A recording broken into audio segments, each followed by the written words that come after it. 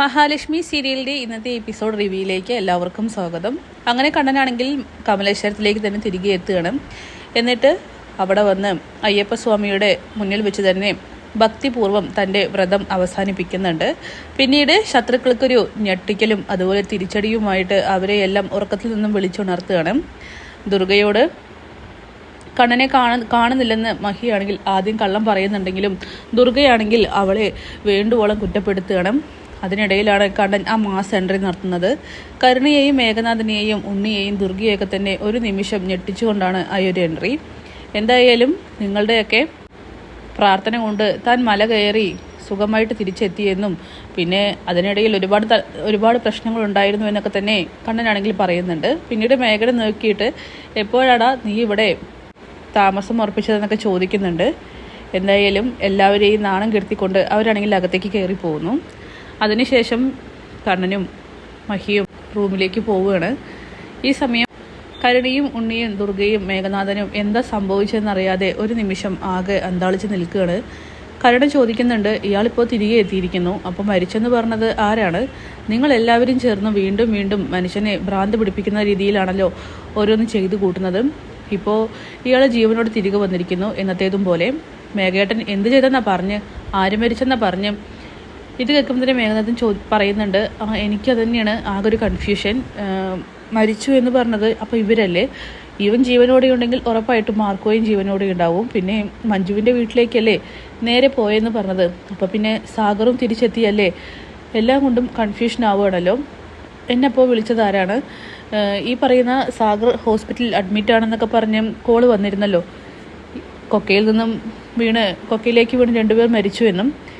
ഇത് കേൾക്കുമ്പോൾ തന്നെ ദുർഗ പറയുന്നുണ്ട്, എല്ലാപ്പോഴത്തെയും വെച്ച് നോക്കുന്ന സമയത്ത് നീ അയച്ച ഗുണ്ടകൾ തന്നെ ആയിരിക്കണം കൊക്കയിലേക്ക് വീണ് മരിച്ചിരിക്കുക.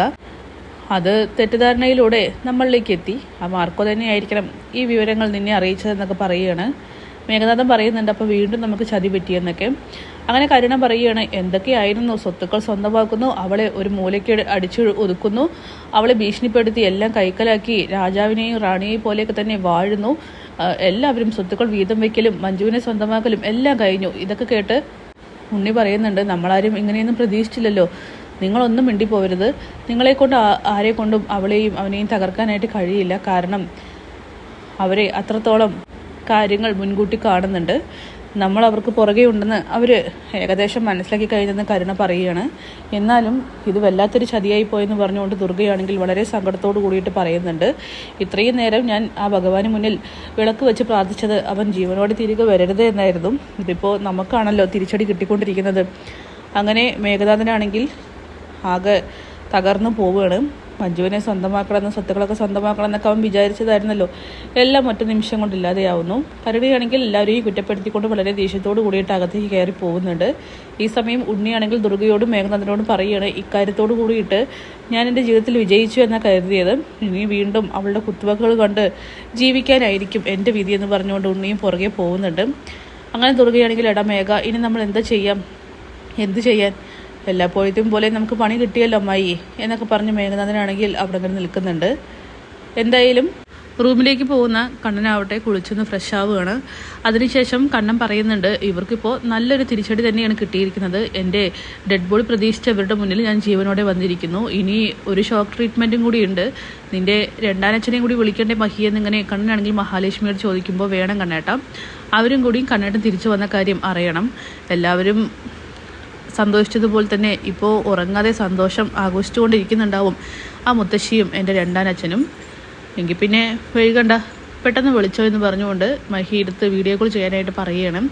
അങ്ങനെ മഹാലക്ഷ്മി ആണെങ്കിൽ മോഹിനിയുടെ ഫോണിലേക്ക് വീഡിയോ കോൾ ചെയ്യുന്നുണ്ട്. എന്നിട്ട് മോഹിനിയോട് കാര്യങ്ങളൊക്കെ തന്നെ പറയുകയാണ്. ഇനി അച്ഛനോടും മുത്തശ്ശിയോടും എനിക്ക് ഈ സന്തോഷ വാർത്ത അറിയിക്കണമെന്ന് പറയുമ്പോൾ മോഹിനി പറയുകയാണ്, ശരി മോളെ, ഞാൻ ഇപ്പം തന്നെ കൊടുക്കാമെന്ന്. അങ്ങനെ വളരെ സന്തോഷത്തോട് കൂടിയിട്ട് മോഹിനിയാണെങ്കിൽ മഹാലക്ഷ്മിയുടെ ഫോണാണെന്ന് പറഞ്ഞ് കൊണ്ടുവന്ന് തരികയാണ്. കൊണ്ടുവന്ന് കൊടുക്കുകയാണ് ഈ പ്രതാപൻ്റെ കയ്യിൽ. പ്രതാപനാണെങ്കിൽ ആകെ ഒരു നിമിഷം ഞെട്ടിപ്പോകുന്നുണ്ട്, ഇവളെന്തത്ര സന്തോഷത്തോടെ ഇങ്ങനെ ഫോൺ കൊണ്ടുവന്ന് തരുന്നതെന്നൊക്കെ ആലോചിച്ചിട്ട്. പിന്നീട് മഹാലക്ഷ്മി ആണെങ്കിൽ വമ്പൻ ആക്ടിങ് തന്നെയാണ് നടത്തുന്നത്. അതായത് ദുർഗയോട് നടത്തിയതുപോലെ തന്നെ അതെ എൻ്റെ കണ്ണേട്ടൻ തിരികെ വന്നിട്ടില്ല, മലയ്ക്ക് പോയ കണ്ണേട്ടനെ കുറിച്ച് യാതൊരു വിവരവുമില്ല, ഫോൺ വിളിച്ചിട്ട് എടുക്കുന്നുമില്ല, എന്തോ ഒരു ആപത്ത് സംഭവിച്ചു എന്നാണ് എനിക്ക് തോന്നുന്നതെന്നൊക്കെ പറയുമ്പോൾ, നിന്റെ കണ്ണേട്ടൻ തിരികെ വരാത്തത് ഞങ്ങളുടെ പ്രശ്നമാണോ? നീയാണല്ലോ അവൻ ഉന്തിത്തള്ളി മലയിലേക്ക് വിട്ടയച്ചത്, നീ അനുഭവിച്ചോ? ആ കാലിന് വയ്യാത്തവനെ എന്തിനാ നീ മല കയറാനായിട്ട് നിർബന്ധിച്ചതെന്നൊക്കെ ചോദിക്കണം.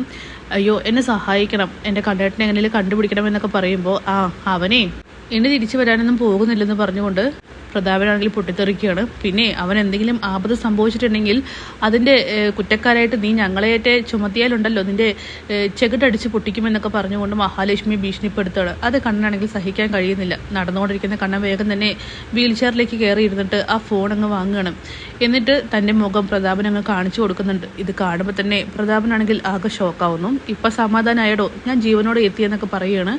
ഇതെങ്ങനെ സംഭവിച്ചു എന്നും പ്രതാപനാണെങ്കിൽ ഒറ്റ നിമിഷം കൊണ്ട് ആലോചിക്കുകയാണ്. മുത്തശ്ശി ചോദിക്കുന്നുണ്ട് എന്താടാ എന്ത് പറ്റിയെന്ന്. അങ്ങനെ മുത്തശ്ശിക്കും കണ്ണൻ്റെ ആ മുഖം കാണിച്ചു കൊടുക്കുകയാണ്. എല്ലാവർക്കും ഇപ്പം സമാധാനമായില്ലേ എന്നൊക്കെ ഇങ്ങനെ കണ്ണൻ ചോദിക്കുന്നുണ്ട്. എന്തായാലും ഒരു വമ്പൻ കിടിലൻ തിരിച്ചടി തന്നെയാണ് ശത്രുക്കൾക്ക് കണ്ണനും മഹാലക്ഷ്മിയും കൂടിയിട്ട് കൊടുത്തിരിക്കുന്നത്. അപ്പോൾ കാത്തിരിക്കാം കിടിലൻ എപ്പിസോഡ്സിനായിട്ട്. Bye bye.